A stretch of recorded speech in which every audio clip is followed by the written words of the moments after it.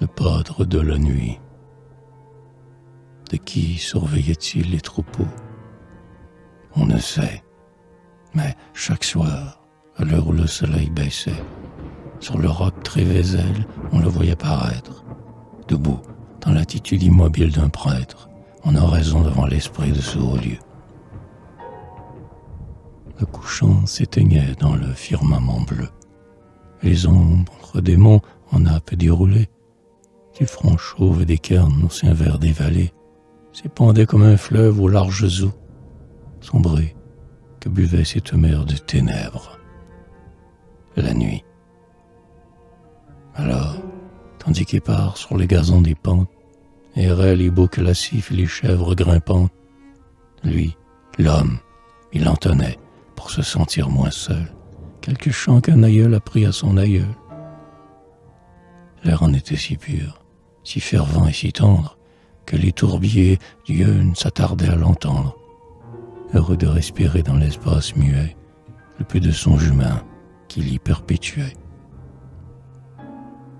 Or, un soir, la complainte à peine commencée, suspendit tout d'un coup son vol.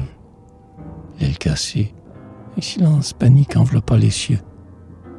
Ressaisi par la peur primitive, anxieux, de cet abîme noir, sans vie et sans haleine, ce fut en vain que les chemineurs de la plaine réclamèrent au monde les accents du chanteur.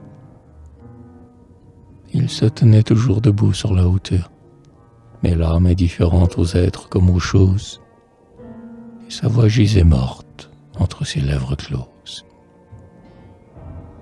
On raconta plus tard que, rêveur éveillé, la nuit, au pâtre élu, t'avait émerveillé en laissant tes yeux choir ses ultimes voiles. Tu fus celui qui, le premier, vit les étoiles décrocher des arceaux du ciel leurs lampes d'or et dans l'éther béant monter encore, sans fin, tel un cortège innombrable de vierges, allant quelque autel d'en haut vouer leurs cierges, par-delà des azurs insoupçonnés d'en bas. Une immense harmonie accompagnait leurs pas, selon les lois d'un rythme inconnu de la terre. Ainsi te fut, dit-on, révélé le mystère dont nul autre avant toi n'avait été troublé. Le vide universel s'était soudain peuplé, les mondes en chantant traversaient l'étendue, et, devant leur chanson, la tienne s'était tue.